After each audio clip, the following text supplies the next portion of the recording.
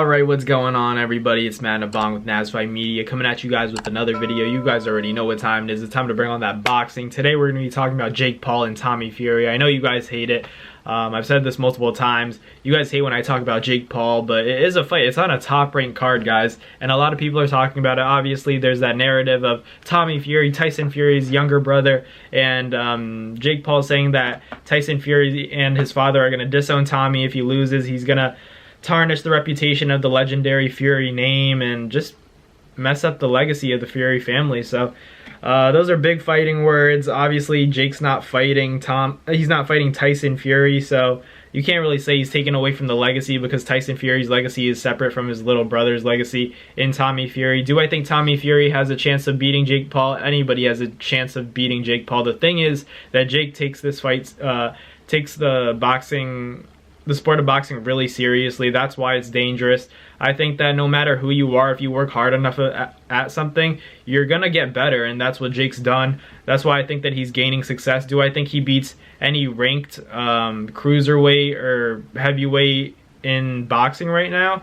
I don't think so at all. But if you put him in there with a scrub, not saying Tommy Fury's a scrub, I just don't think he's the best opponent for Jake Paul in terms of a guy that can, you know, definitely beat him. I think he can, but he definitely has a chance. But I wouldn't be surprised if Jake wins the fight because Jake's been working, man. He can definitely throw a right hand. That's all you need. That we know that Deontay Wilder, he's not the best boxer in the world, but he was champ for how many years? And he's gonna go down in the Hall of Fame. So to say that he started boxing at what? He was like what, 22, something like that? I forget. Or was it? Whatever. He started boxing really late. Jake Paul started boxing when he was in his early 20s, whatever the case may be. There are anomalies in every sport. When you keep working at stuff and then you're able to market yourself like these guys are.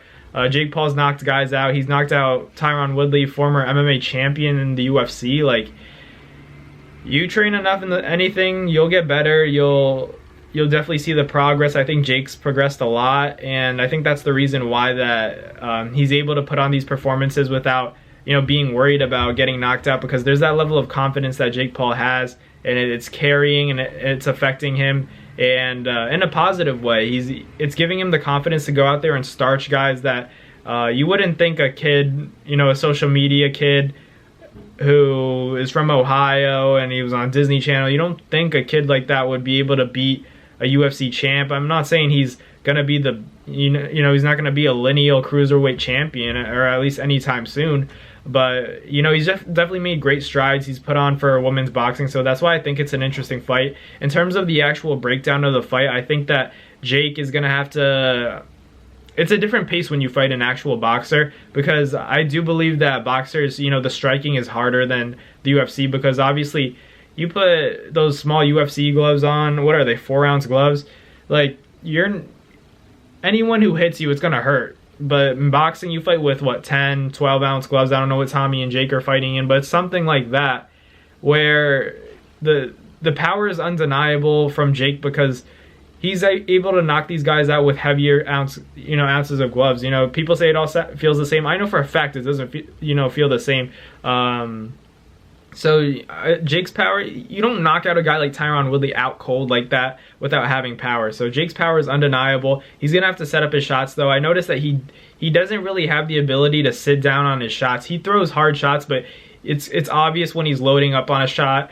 If Tommy Fury does have the IQ of a, you know, even a mediocre average level boxer, he's gonna be able to anticipate that, where that's where I hope Jake has improved in terms of setting up combinations and still having that power, you know, being able to sit on your shots, be in one place, throw, you know, get your shots off, throw combinations and sit on them so that, you know, the torque and, you know, the power will give you that devastation to the point where you could hurt Tommy Fury and potentially knock him out. If you can't do that, it's going to be a boring fight where these guys are just going back and forth and nothing crazy is landing. So Jake has to you know, come in with different looks, at something that people haven't seen yet, because I think that Tommy's gonna be able to read a little bit more than a Tyron Woodley would be able to, or an Anderson Silva would be able to, because he does have that experience as a boxer. So it is a different sport. You're not worrying about getting taken down, or, you know, any leg kicks, any head kicks, stuff like that. So it's a stand-up game. I think that Jake's gonna have to be smart. He's gonna have to, you know, go in there with a set game plan and execute it well. If not, he could be trolling the wrong guy. Tommy really doesn't like Jake. Jake doesn't like Tommy, but there's that aspect of the motivation that Tommy Fury must be feeling, seeing his brother Tyson being all friendly with Jake Paul and Jake Paul being all friendly with Tyson. He definitely wants to beat him, and he can. It's just he has to, you know, fight with his mind and not his heart, because when you fight with your heart, you're a motivated fighter, but man, it could get you into trouble, and getting knocked out by Jake Paul is not a good look. I'm gonna say that Jake wins this fight.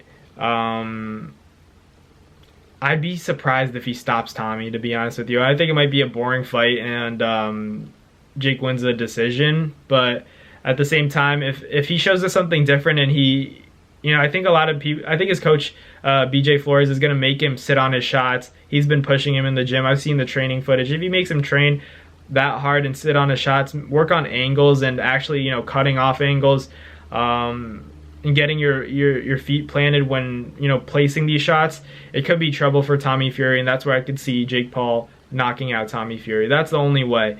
But I lean towards a Jake decision, a potential knockout, but I'm going to go with Jake. I'll go with Jake by unanimous decision or a late stoppage. So we'll see what happens. As always, we'll keep you guys updated with any intel I get. Leave your predictions for Tommy Fury versus Jake Paul down below, and I'll catch you guys next time. Peace. That's going to do it for another NazFight Media video, guys. Thank you guys so much for watching. It's been your boy, Matt Nabong, with another video. Hope you guys enjoyed it all. Thank you guys for the constant support. Salute to y'all always. It's been your boy.